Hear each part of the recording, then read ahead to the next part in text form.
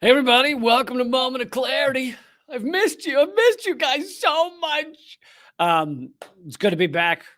Took a bit of a break there um in December. Is that what last month was?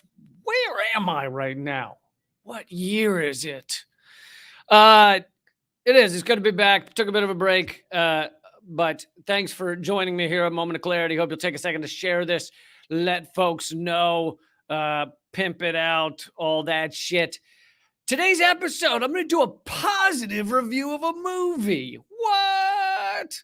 Not only are almost all reviews of movies generally negative because it's a lot more fun to be negative and you can be a lot more creative and it's just fun to be mean. It's just a good time to be mean, right? That's basically what's holding society together these days is just our shared love of hating other people. That's why we're here. Hey, Vielka Marie, thanks for joining me. And hey to everybody else. And if you're not, by the way, all the donations on YouTube Super Chat go to people who are struggling. And if you're not watching this live, you can also donate on Venmo at Lee Camp. It all goes to people who are struggling. So, we talk more about that on other episodes. So, yes, that's where those donations go, if you were wondering.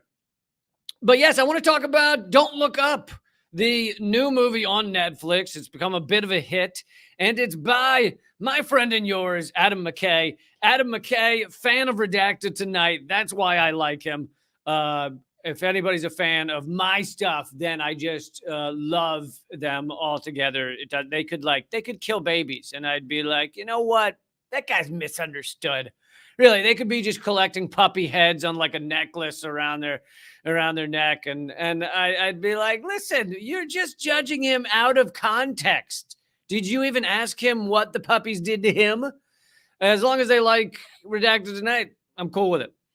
Adam McKay has been on Redacted Tonight. I interviewed him a few years back. In a few weeks from now, I may do an episode of VIP where I talk about Don't Look Up and play some clips from Adam McKay. But right now, I just wanted to talk about the movie and give a positive review. I think it's the best satire that's probably been done about our society in years, definitely recent years. And I recommend highly that everybody check it. Like I said, check it out. Like I said, it's on Netflix. I'm going to do my best to not give any major spoilers. There'll definitely be some like smaller spoilers in this analysis. But you know, spoiler implies that the movie's going to suck if you hear a couple of details. It won't. It'll be equally excellent if you hear a few details that you didn't know otherwise. So honestly, I don't think you need to turn this off just because you haven't yet seen it. I think you will only get an added experience. The film, for those who are asking, is Don't Look Up. And yes, someone else mentioned David Sirota. At the end, it says story by David Sirota. So I think, you know, although I have some, you know, I've had some meetings in Hollywood. I've met some bigwigs in Hollywood. You know, I have a bit of a connection there, me and Hollywood. I don't work on films, so I don't know exactly how much detail you have to give to be the story by credit, but David Sirota obviously came to Adam McKay with the bullet points of this story, and then was written by Adam McKay, and maybe David Sirota threw in some extra there as well. But Adam McKay was also the director. So I think this is largely done by Adam McKay. Fan of Redacted Tonight. Did I mention that? Been on Redacted Tonight. Did I mention that? And yeah, he just loves Redacted. I'd like to talk about this for a while longer, how Adam McKay loves Redacted Tonight. But anyway, I want to get to far more important, the plot points of this. And I have heard a little criticism, which I'll get to that as well. But Don't Look Up. The premise is that it stars Leonardo DiCaprio, Jennifer Lawrence, all those other people, Meryl Streep. It's got them all in there. All those people, you know, Jonah Hill. And the premise is that an asteroid, a comet, technically, is coming at the Earth, and they spot it about 6 months before it's going to hit. And Jennifer Lawrence and Leonardo DiCaprio are the scientists running around telling everybody this is going to happen. And they meet with Meryl Streep as president, and she plays a bit of a Trump-type president. However, obviously, she looks more like Hillary Clinton. And while I think some people will do the Rorschach thing and they'll go, well, obviously she's meant to be like Trump and she's an idiot because she's Trump. No, I think she's both political parties. Because, like I said, Adam McKay, pretty savvy on politics. And I think he gets that our system is fucked on both sides. And so I think he intended for that president, it's President Orlean in the movie, to represent both the Democrats and the Republicans. Really, it's both parties. And I'm sure there are some liberals out there who like, clearly it shows how Trump is anti-science. But no, I think his point was our society is anti-science and is not doing the things that need to be done to save us. The comment largely represents climate change, I'd say. Some may say it just represents anything that's threatening our society, but I'd say it just takes climate change, which is killing our planet or killing the ability of humans to live on the planet. The planet's going to be fine. The humans will be fucked. It's taking that and it's shrinking the time scale down from, let's say 20 years. They're shrinking it down to 6 months is basically why they made it an asteroid comet that's going to hit the planet. I think that's the main reason he did it. And the scientists are running around trying to tell people. Meryl Streep, who has her son as her chief of staff, which I think is a hint at, the Trumps. But then again, Hillary Clinton herself is Bill Clinton's wife, right? So the nepotism is not just the Trumps, right? But the Meryl Streep, at first she puts it off and she says, midterms are coming up. We can't do anything about this now. And Jennifer Lawrence and Leonardo DiCaprio are like, we're all going to die. It doesn't really matter if the fucking midterms are coming up. But there's so many other things, and I'm not going to give every plot point because that'd be fucking boring. Go watch the movie. But there's a lot of things in the movie that are kind of just little moments that are brilliant critiques of the idiocy in our society, the society of spectacle that we and capitalism have created that forces consumerism and just this garbage to take up all of the bandwidth, all of our brain waves, all of the fucking media. There's critiques of how our media has become just celebrity bullshit. There's critiques of how a lot of our media, some of it is just an outrage machine. But, considering I peddle in outrage, I think there's some things we should fucking be outraged about. Like in the movie, outraged about the fact that a comet is going to hit Earth and they're doing nothing about it. But it also mocks and does a great job of satirizing the media that is not the outrage machine, that is more of the we're fun-loving morning show kind of guys. Like, recently I was listening to, local NPR type shit here in Washington, D.C. And the guy goes, weather for this week is going to be in the 60s. This was in December. He goes, they should start calling December October. And it's like, this isn't funny. This is fucking scary. Like, it's going to be in the 70s in October, and then a week later, you're going to have a foot of snow, and it's going to be in the 30s, a pivot of 40 degrees in a couple of days. Like, this isn't fun-loving, hey, good times. But that's what a lot of our media, not all of it, a lot of our media is doing, is just like, listen, we want to keep things upbeat here. People tune into the morning shows to hear things good. They want to have a chuckle. They want to have a good time. They don't want to hear about how stuff sucks and how our air is getting filled with pollution and our water is fucking lead-based now and how all their kids are dumb. They want to hear good time stuff. So they do a great job of mocking that as well. They also do a brilliant job of mocking, satirizing the takeover of our country and our government by tech companies. They like the big tech that we worship are these fucking sociopathic. And by the way, they actually use that word at one point. Leonardo DiCaprio screams into the camera, these are fucking sociopaths.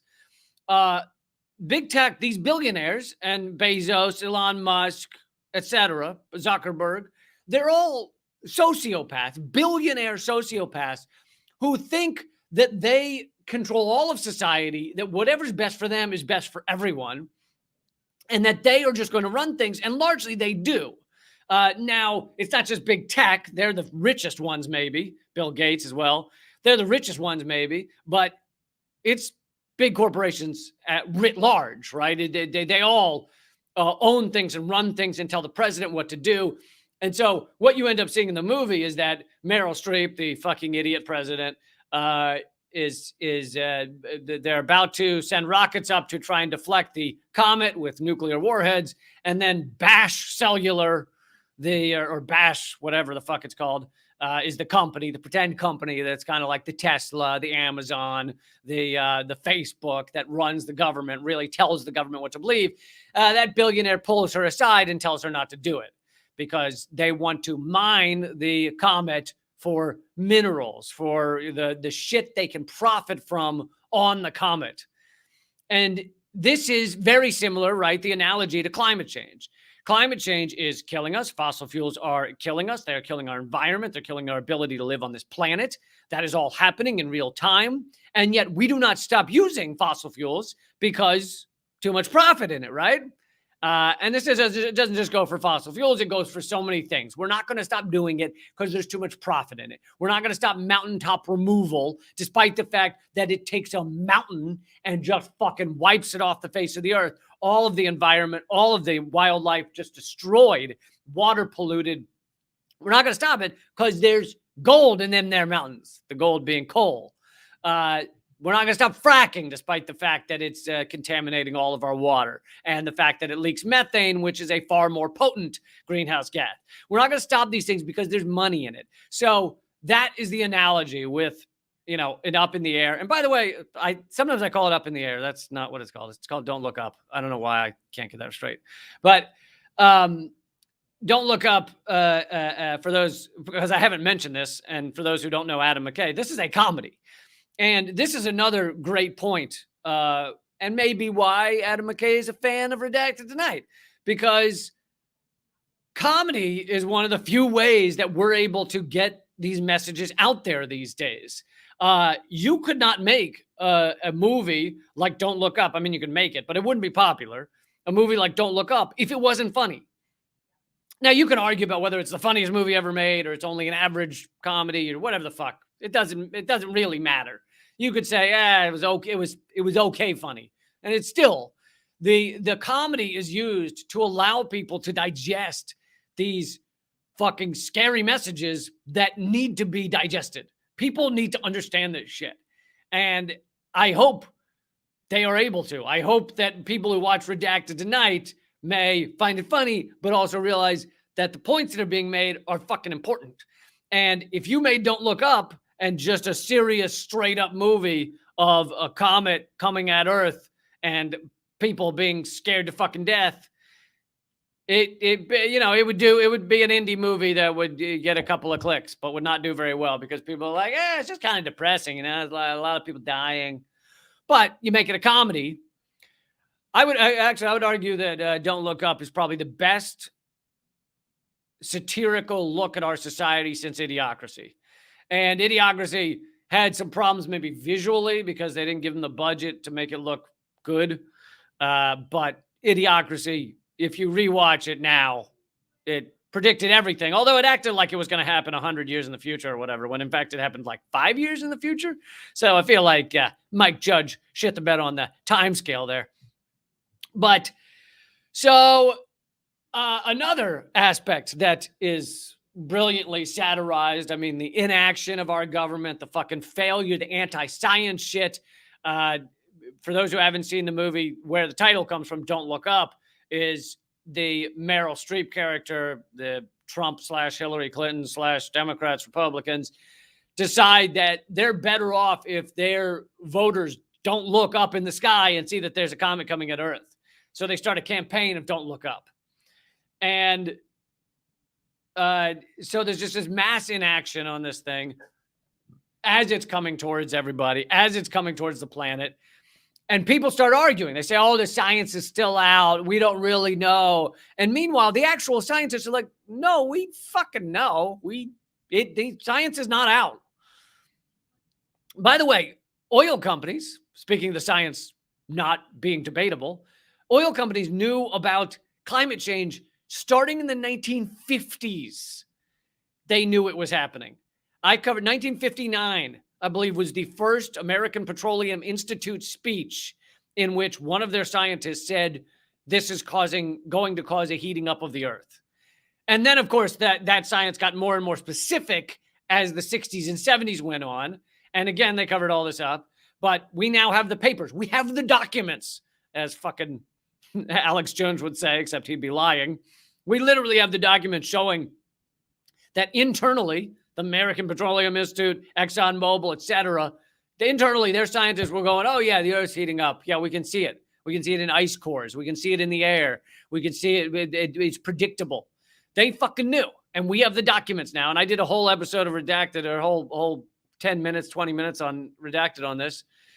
And it's very similar. What they did with climate change is they just sowed that doubt, right? They just fed it out into the public and little, who really knows what's going on with the environment? I don't know. Maybe it's heating up, maybe it's not.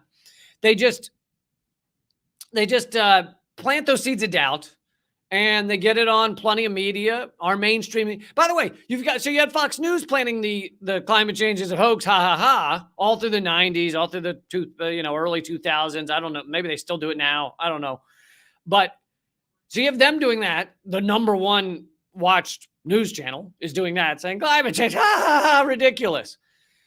But then you equally indictable, equally fucking pathetic, equally fucking corrupt is CNN, NPR, MSNBC, CBS, ABC, BBC, CBC, all of the initials, all of them not talking about climate change almost fucking at all. And we're talking like 2 years ago, Meet the Press, the prime show for NBC for 30 or 40 fucking years, had like 2 mentions of climate change the entire year. MSNBC recently covered Jeff Bezos going into space for 1 minute. They covered that more in a day than their climate change coverage grand total for the year. So I know some of you may go, oh, they talk about climate change a lot. No, those are little mentions here or there. Those are not real, full-on, hey, everyone, we're fucked coverage. And if they wanted to, just like they manufacture consent for war constantly, manufacture consent for exploitation, for wage slavery, for all of those things, just like they manufacture consent for all that, they could manufacture consent for doing something about climate change, for dealing with, for creating a sustainable system, creating an environmental, a system that environmentally is something that our grandkids could grow up in and not be fucking breathing goddamn mercury, like eating acid rain. They could do that, but they don't. So don't let them off the hook. Don't go, oh, Fox News lied to us. No, they all, by not mentioning climate change, they've all fucking lied to us for years and years and years and years.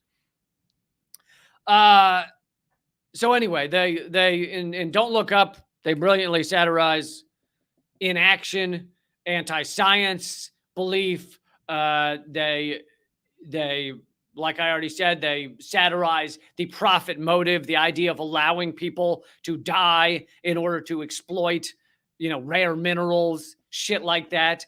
They also have these brief moments where like they satirize our cell phones that are watching us at all times. So he's kind of a Steve Jobs type character because he goes out in one of those presentations to show the new phone off. And he goes out on the stage and he says, these phones now they can read my pulse and my biometrics, and they know exactly how I feel at all times based on my heart rate and everything else, all the other biometrics.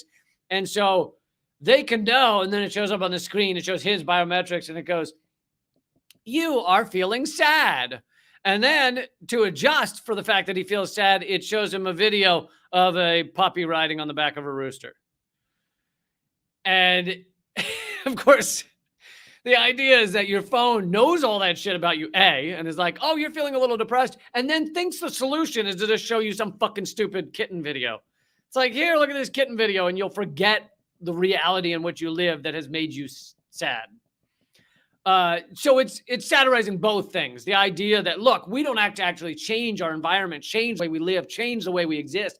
Instead, Just watch a fucking kitten video and everything's fine. That's all it'll take. It doesn't matter if you go and work at a wage slave job that you fucking hate for your entire life, 8 hours a day. When you come home, you watch 3 kitten videos, all as well, right? That's all it takes. I mean, how is that any different than living in the goddamn Matrix where you're being juiced? Where they got you in the pink pods and you're being juiced. What's the difference? You're juiced for 8 hours a day, and then you come home and you watch a kitten video in order to make you think everything's cool. But also the fact that this phone is monitoring your biometrics at all times, which, by the way, we're basically there, right? I mean, that's what Fitbits and Apple Watches can monitor your heartbeat and all this shit. And they're sharing all this information with these corporations. It's fucking horrifying on so many levels. Now, that doesn't mean that biometrics couldn't be used for good. They could be used to help people not get sick and things like that. But it shouldn't be done through some kind of fucking awful, corrupt, profit over all else corporation. But of course, that is how capitalism is set up. The corporations will own all. If they don't initially, they will eventually. That's how it works. So again, brilliant satirization of what's going on with our phones. There's also a moment that I love where I'm not going to give all the details, but they're watching TV and the Ariana Grande character. Wait a second. Let's see if we can get this going again. Looked like it cut off for a second. All right. Well, let me know in the comments if you can't hear me or anything. Don't know why that cut off. But the celebrity character is on TV and says she broke up with her boyfriend, and then they show the people watching the TV and they go, "Oh my God, she broke up with her boyfriend," and then they all get alerts on their phone, and then one of them goes, "Hey, my phone just bought her new single. Why did it do that? I didn't tell it to." And I love that part, because that is what we're nearly getting to, that point where the phone just decides that you should buy some new music that you know nothing about. It's just like, nah, you want this. You know what? I'll buy it for you. I got this. You take a break. I'll fucking order you this song and you'll pay for it. I mean, that's what the point we're getting to. Let's see. I'm going to get to one of the criticisms here in a second. I'm trying to think what else. It satirizes the military-industrial complex that is made to look like a fucking, idiot goon. Someone again is asking the name of the movie. Don't Look Up. Don't Look Up is the name of the movie. It's on Netflix. It's by Adam McKay, who's a fan of Redacted Tonight and has been on Redacted Tonight. Did I mention that already? I think I mentioned that. So another moment that I just think I should point out is when Leonardo DiCaprio, as this comet is bearing down on Earth, he says something like, paraphrase, says something like, "We really had it all, didn't we?" And that moment is it's a gripping moment, because he's reminding us that in the scope of things, we're this pale blue dot, right? Carl Sagan said, pale blue dot, tiny grain of dust in a fucking massive, endless nothingness. And we are that pale blue dot of life in a livable, beautiful planet with all of the food. Like, everyone could be fed, clothed, housed. It's all here. The raw resources are all here. We've decided to create an economic system that puts 90% of those resources in the hands of a tiny number of individuals and fucks everyone else. And that is the system we've decided to create, and it's destroying this planet. And so we had it all, is what DiCaprio says, and it's true for right now. Now, luckily, it's not a comet bearing down on us. It is climate change and other environmental destruction, such as deforestation, etc., bearing down on us. So it's a slightly slower death. But right now, for a little while longer, we have it all. We have a system that supports us. We have a fucking beautiful environment and people and everything. And if we just change our system to create a sustainable one where everybody is allowed to live their lives and be happy, in pursuit of happiness, right? That's the famous expression. that our forefathers came up with when at the time they meant 6% of the population, white landowning males, had right to pursuit of happiness. All men in their estimation was white landowning males. So that was 6%. The all men they reference is 6% of the population at the time. But that is bearing down on us in a slightly slower time scale than a comet. And right now we still kind of have it all. But we got to change. And are we going to make those changes, or are we going to keep doing anti-science bullshit? Are we going to keep up with this capitalist garbage where everybody just has to fucking fight tooth and nail, destroy each other, destroy our environment in order to live our best lives? Is that what we're going to do? Because that seems to be the way we're heading, which I think is the point of the movie. So here's one. I'm going to wrap up and not long, but here's one criticism I heard of the movie. They said that most of the movie is devoted to these people trying to lobby government to do what they want, and it didn't include direct action. Instead, it included meeting with the president, going on TV shows and yelling about things, but it didn't include direct action. Well, I'd like to address that in a couple of ways. One is it actually does include direct action. It's just a tiny little few clips, so I wouldn't say it's a lot. But the head of the NASA planetary research or defense, he ends up being brought over to our government's not doing shit side, so the side that are kind of the dissidents in the movie. And it shows him getting arrested by fucking riotous cops. It shows him getting arrested as he's protesting, as he's part of the protesters demanding that we stop the comment and that Bash, the name of the company is Bash Cellular or whatever. Bash is trying to kill us all in order to profit. So you see him actually getting led away by police for speaking out against this. You also see whistleblowers. You see Jennifer Lawrence and DiCaprio become whistleblowers and end up with bags over their heads for speaking out. They're kidnapped by the FBI, which is a reference to what our CIA did many times, extraordinary rendition. So those who say there's no reference to direct action, there is. But I also would like to point out that part of the other reason that a lot of this has to do with lobbying government is because if you were talking about a comet, which is the story of the movie, unfortunately, an activist can't, at this time, very easily build our own nuclear bombs and launch a rocket to a comet and try and change the trajectory using nukes. Like, currently, in our current world, you would need a government to kind of do that.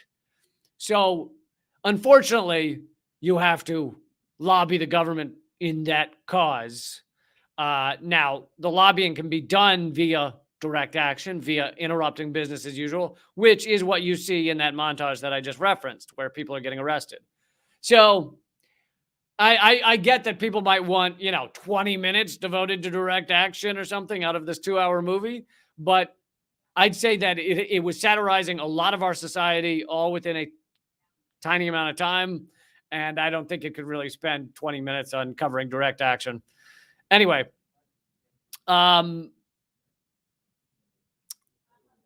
so that being said, I highly recommend the movie.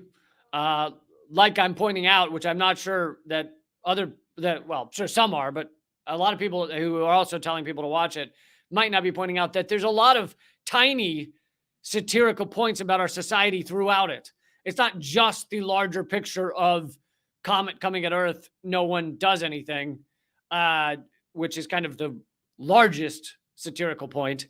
But there's a lot of little other things which, if you pay attention to, are saying something about the way we live now, our society now, and what garbage it's become, how we've lost the ability to interact and be community with each other. They even satirize how love and even sex, but I guess sex connected to some sort of love, it has just been destroyed. At one point, the woman that Leonardo DiCaprio's in bed with Kate, played by Kate Blanchett. She goes, "Oh, they've had sex like many times," and she goes, "Oh, I hate this getting to know you garbage part of a relationship. All right, let's do it. 30 seconds. I'll tell you about my life." And that's kind of a reference to like our lives. We've decided they're kind of meaningless things in the past, and we're all just living for 30-second bursts of Dramamine, usually from a screen. And we're losing our ability to have community and real love and real connection. And so, while I realize screens are useful, I'm glad you and I have this screen to share interaction with each other, but I also try and create a community a bit, which is why we have the donation thing that I mentioned, the kind of solidarity fund. We've given out thousands and thousands of dollars to people who are struggling out there. If you are struggling, you can email commoncensored@protonmail.com. It's not, we parse the amount of money off to the number of people that contact us. So it's not loads of money. It's not, you're not going to get thousands of dollars, but it's, some people have said, that the $50 or $80 that we were able to send to them, thanks to your donations, enable them to get their dog the medicine that it needed, or sometimes get healthcare for a kid or a loved one, get them to the hospital, or get one person fix their car, which is how they were making their living. So if they hadn't been able to fix their car, they wouldn't be able to keep their job. And it's these chain reaction things, which is why I love doing that. So thank you all for those of you who have donated. You can also, if you're not watching this live, you can donate on Venmo @Lee Camp. None of it goes to me. It all goes to people who are struggling out there. So yeah, that's this episode of Moment of Clarity. There'll be a new Redacted Tonight coming up tomorrow. Yeah. What's today? Thursday? Friday. Friday night, new Redacted Tonight. You can find it on my website. You can find it on portable.tv. You can find it on radindiemedia.com. If you haven't signed up for the Rad Indie Media email, please do that. radindiemedia.com. All right. Thank you guys for all the kind comments. Oh, here's one from someone who received one of the Solidarity Fund payments. I'm not going to try and pronounce that name because I'm going to get it terribly wrong. But they said, "Thank you for the donation, Lee. I was able to pay a utility bill. Bless you and Eleanor." Very kind of you to say, but really it's bless all of you guys, or thank all of you guys for making those donations. So yeah, one more time, the film, and I very rarely give positive film reviews. It's called Don't Look Up on Netflix. Highly recommend you watch it. Let me know what you think. And check out Redacted Tonight tomorrow. Keep fighting.